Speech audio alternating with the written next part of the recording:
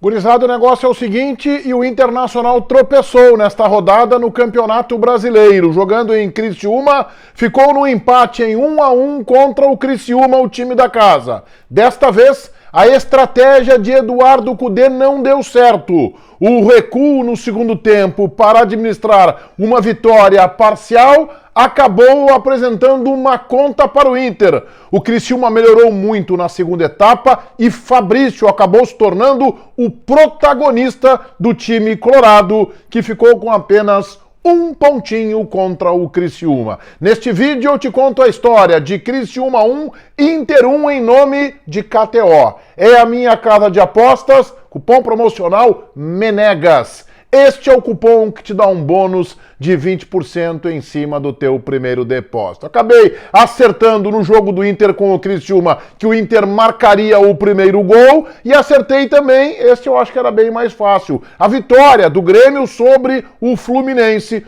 Tirei os pila do sueco na KTO. Vá você também para brincar, para se divertir na KTO.com. E não esquece, o cupom promocional é MENEGAS com S para ganhar na arrancada um bônus de 20%. Em nome de KTO.com, eu rodo a vinheta e a seguir te conto a história de um novo tropeço do Inter. Só um pontinho contra o Criciúma. Até pondero que o Internacional tem realmente muitos desfalques. Além dos jogadores que estão na Copa América, embora o goleiro Rocher não faça falta, porque o Fabrício tem feito grandes atuações, mas Ener Valencia e Borré. E para este jogo especificamente, perdeu o lado direito ofensivo, ainda que o Bustos seja lateral direito, é a jogada forte pelo setor, perdeu também o Wesley, não tem um centroavante porque o Alário também está fora, então é um Internacional bastante descaracterizado. Como o Cudê armou o time do Inter para o jogo deste domingo à noite em Criciúma? Rômulo novamente como titular, como volante, um volante mais atrás. Thiago Maia, mais uma vez, com liberdade. Eu estou gostando de ver o Thiago Maia sem a função específica da marcação. Fernando como quarto zagueiro ao lado de Vitão. Aí ele tem Bruno Henrique pela direita, Wanderson pela esquerda, na frente Alan Patrick, e apostou como centroavante no garoto Luca Drummond. 20 anos, já havia entrado, mas fez, começando como titular no Internacional, a sua primeira partida, 1,88 m, base do São Paulo. E foi bem o garoto, que está achando o seu espaço no grupo principal do Internacional. O Inter fez um bom primeiro tempo, mas tem os seus pecados. Uma lentidão enorme na saída de bola, o Inter fica penteando a bola, tocando, ainda que o Fernando, que é volante de origem, como quarto zagueiro, tem um passe qualificado, mas fica ele, René, Vitão, Thiago Maia, o Inter demora muito. E quando o Internacional tem a possibilidade de pegar a defesa adversária um tanto desarrumada, o Inter também não tem uma transição efetiva, também não tem velocidade na transição para chegar ao gol adversário. Sem Bustos, então, o Inter perde uma jogada muito forte pelo lado direito ofensivo, e o Wesley, o jogador da vitória pessoal, também suspenso, fez muito a falta. Ainda assim, o Internacional conquistou a vantagem aos 39 minutos, com a assistência do garoto Luca Drummond da direita para Bruno Henrique. Ele deslocou o goleiro, o Inter na frente, 1-0.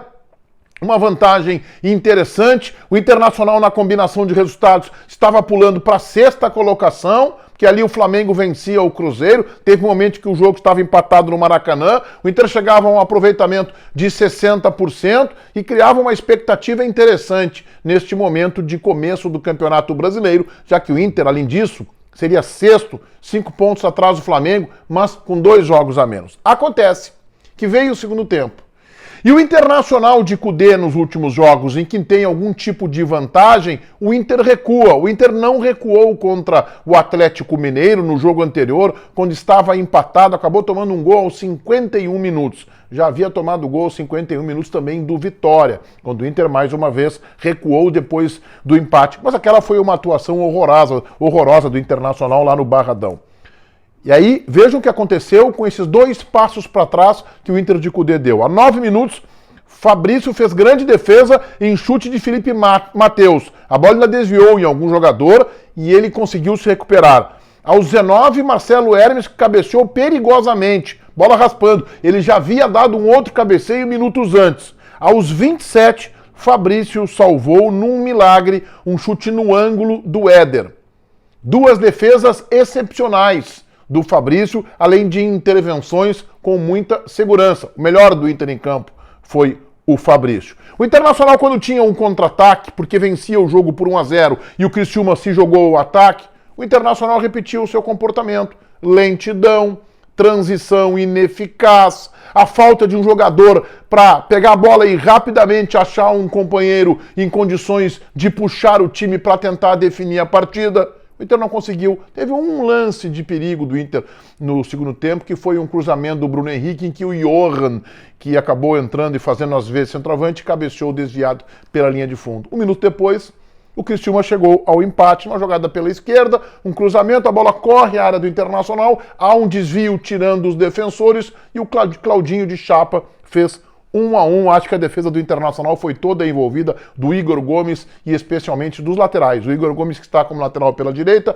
e o René pela esquerda, embora o René estivesse marcando um outro jogador, mas ali é o seu setor. Defesa toda envolvida, sem chances para o Fabrício, 1-1. E olha que o Criciúma ainda teve mais ímpeto para tentar o gol da vitória do que o Internacional. O Inter paga caro por este recuo, pela falta de ofensividade para definir, marcar o segundo gol e garantir 3 pontos que seriam muito importantes. O Inter fica no 1-1, volta a campo na quinta-feira no Rio de Janeiro contra o Lanterna do Campeonato Brasileiro, no Maracanã, quinta-feira à noite o Fluminense, e depois o Inter terá no próximo domingo, dia 7 de julho, muito provavelmente o retorno do estádio Beira-Rio. Jogo domingo à noite contra o Vasco da Gama, um marco neste momento de tantas dificuldades dos clubes do Rio Grande do Sul. Vamos para a cotação. Fabrício, o nome do jogo pelo lado Inter, nota 8. Igor Gomes, envolvido no gol, não fez boa partida, nota 5. O Inter perde muito sem Bustos. Vitão, 6. Fernando, 6. René, 5. Sistema todo de defesa do Inter envolvido no gol de empate. Rômulo, um pouquinho melhor que o jogo contra o Atlético, nota 6. Thiago Maia, 7. Bruno Henrique, 7. Wanderson abaixo, 6. Alan Patrick, não teve a mesma luz, não teve os mesmos lampejos, tentou num outro, estava envolvido com o jogo, mas não foi um jogador tão criativo como o time precisa, nota 5 para o Alan Patrick. 7 para o menino Luca Drummond. Entraram Arangues aos 25 abaixo, não está jogando bem o Arangues, nota 4. Gustavo Prado aos 42 sem nota. Johan aos 25 junto com o Arangues, nota 5. E esses são os jogadores que entraram do Internacional. Johan entrou no lugar do Luca Drummond. Para Eduardo Cudê, um recuo exagerado e a falta de percepção que o Inter precisaria tentar um lance para definir o jogo no segundo tempo. O Internacional que, quando retomava a bola, mesmo com o Criciúma desarrumado em campo, preferia ficar tocando, retocando passes laterais. Nota 4, o Inter perde mais 2 pontos importantes a esta altura no Campeonato Brasileiro. O vídeo é em nome da KTO, é a minha casa de apostas, cupom promocional MENEGAS. Este é o cupom na KTO que te dá um bônus de 20% no teu primeiro depósito. Vai na KTO para brincar, para te divertir, não esquece o cupom MENEGAS. Feitoria, gurizada. Vai, um abraço.